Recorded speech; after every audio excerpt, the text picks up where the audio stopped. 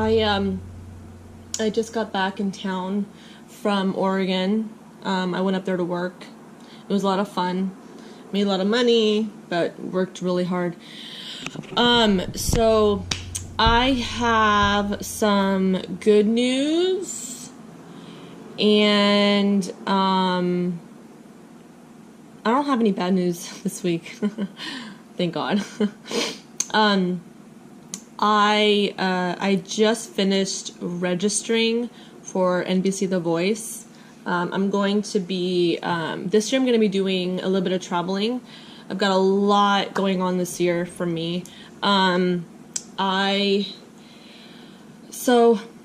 and foremost, I wanted to talk about my, there was, on Facebook, there was, a notification for one of the comics that has a podcast channel, and he asked if anybody wanted to appear as a guest on his podcast, and I volunteered to appear as a guest. It's up in SF. It is this Thursday. Hopefully I'll be able to film it. I'll ask him. I'm sure he won't mind, being that it's actually marketing and exposure for him and his podcast, and being that I'm like big on marketing and sales. I'm sure he won't mind, but you never know. Some people are like weird like that. So I've got my podcast coming up. I'm going to be pretty much talking about, they're going to be picking up my brain. They're going to be asking me questions. I'm going to get my brain picked at, I'm going to be marketing myself, talking about, comedy and music. That's coming up on Thursday. And then I just finished registering for NBC The Voice auditions, casting. And there's one in Atlanta, Texas, Utah. I have my graduation, my commencement ceremony in June 9th. And I will be flying to Colorado to walk for my graduation.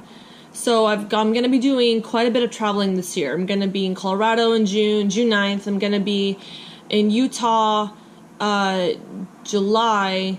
I really wanted to go to Texas because I have family in Texas, especially El Paso. So I really wanted to go, but being that I don't want to overwhelm myself or overbook myself, I decided to just kind of spread things out a little bit. And because I don't want to burn myself out,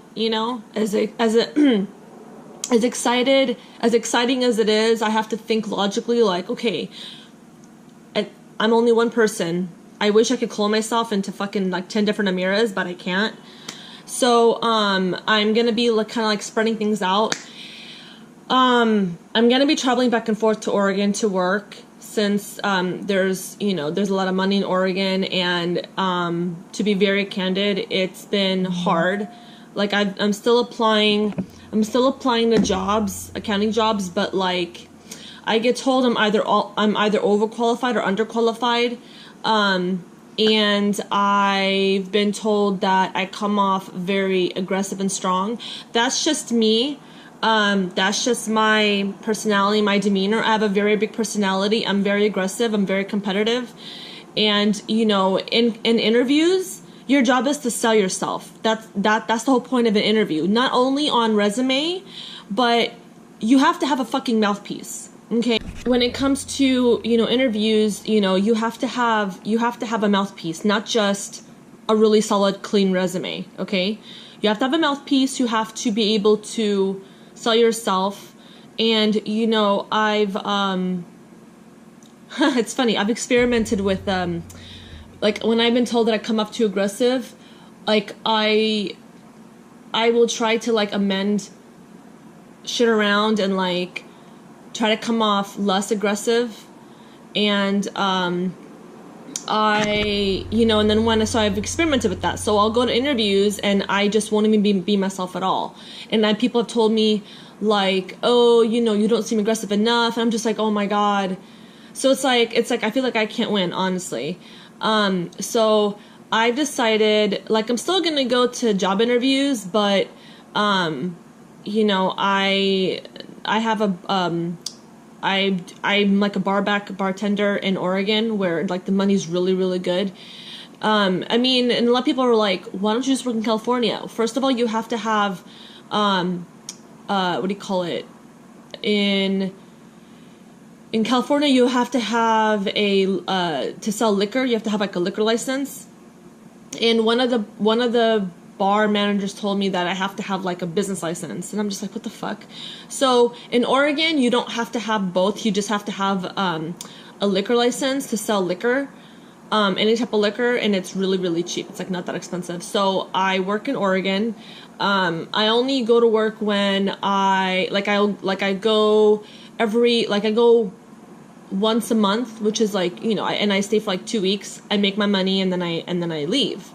So my plan this year is to just go work in Oregon and make the money that I make and keep pursuing my passion for comedy and music, since that's what my passion is. It's not accounting. Accounting is just one of the things I'm really good at. Because I'm a numbers girl, and I constantly have numbers running through my brain. Like, I'm not even kidding. Other than thoughts, you know? So let's see. I just feel like because I don't want to keep repeating the same mistake like I was like years ago. So I want to just stick to my passions. And I don't know if I mentioned this in my other video. I bought a ukulele. I'm gonna be teaching myself how to play the ukulele so that I can start doing cover songs. And my brother is getting married in August. I've got a bachelorette party and a bridal shower that I've been invited to. So I'm gonna be doing quite a bit of traveling this year. Let's see what else. I am trying to put a solid comedy reel together.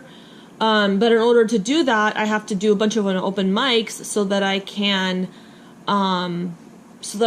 you know, see what material works, what material doesn't, and then go put the material that actually works and polish it, and, you know, go do a performance and then make a good reel out of that.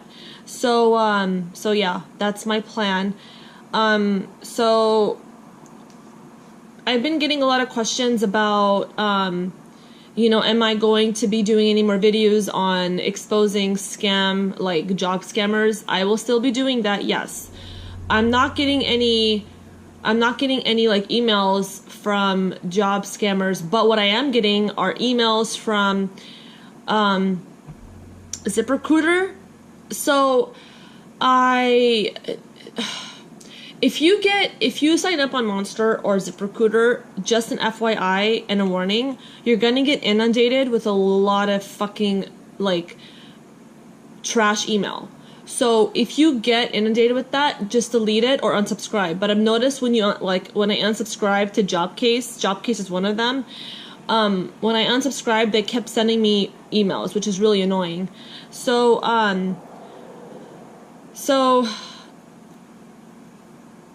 yeah, I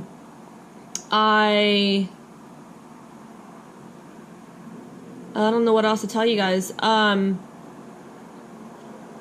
I did an open mic last night, and at the Starry Plow, and so I wanted to share with you guys. Okay, I wanted to share with you guys something. So first and foremost, in comedy, people. Every comic is different. Every comic has a different style of, you know, of how they deliver their material, and you're bound to offend at least one person, okay? Especially liberals, all right? And last night when I went to the open mic to go sign up, the host told me, she's like, "Oh, I just wanted to let you know that when you were here 2 weeks ago, your bit on inner black girl offended, and I got a lot of complaints, and I'm just like, okay. Like, I didn't say anything to her, but I just thought to myself, like, okay, and you know, and she's like, you might want to rethink that bit. And here's a funny thing is that I've done that bit in LA. I've done that bit I actually did that bit when I had my first show in LA at the Haha Cafe Comedy Club, and I had people roaring. And you know, I want to tell you guys something. In comedy, you cannot please everybody, okay? It's kind of like a sales job in a way. You cannot please everyone. You're bound to fucking offend at least one person in comedy, okay? Everyone has different IQ levels, and if you don't know what IQ means, it means an intelligent quotient. So everyone has a different personality. Everyone has a different IQ level. It's impossible to make every single person laugh their fucking ass off. It's impossible. And if you do, dude, that's awesome. You know, that's awesome. Because people will either chuckle or laugh their butt off to your bit. You know, and in comedy, it's like, it's a sales job. You know, in comedy is either, it's like, it's kind of hit or miss, to be honest with you. It's like, you either make people laugh, you'll make the majority of people laugh, and like, maybe there's like a small percentage that they just won't think you're funny. And some people, it's hard to make some people laugh, because some people just have a different personality. So, it's just, I don't know. But I wanted to tell you guys that. So she's like, yeah, you did an inner bit on an inner black girl. And first of all, the bit was actually the $25,000 ring bit, and I've amended that bit so many times in order to condense it and make it funnier and add punchlines, because the $25,000 ring joke is actually a true story. And you know, every girl has an inner black girl. Okay, I have an inner black girl. Guys have an inner black girl. You know, and I find it fucking offensive for people to even like not have any humor at all in this life, because life is a bitch, dude. Life is hard. And if you don't have any humor to get you through even the hard days, what are you gonna rely on? Like, okay, music, okay, that's understandable, but it's like to me, it's just like I've had like, when I did that bit, even at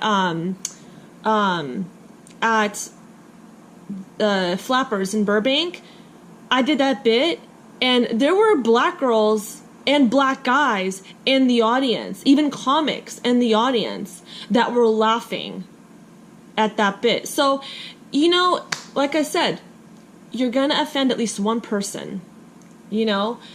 And in my opinion, it's comedy. If you cannot handle getting roasted, if you cannot handle a fucking joke or one word in a joke, don't go to a comedy club and don't go to an open mic. Because if you're that fucking sensitive, I feel sorry for you. Like, you know, but in comedy, I actually have really thick skin, so I don't let shit get to me. Like I said, you can't, and I don't want to keep sounding redundant, but again, you cannot please everyone, okay? So yeah, I felt like this video was very necessary. I wanted to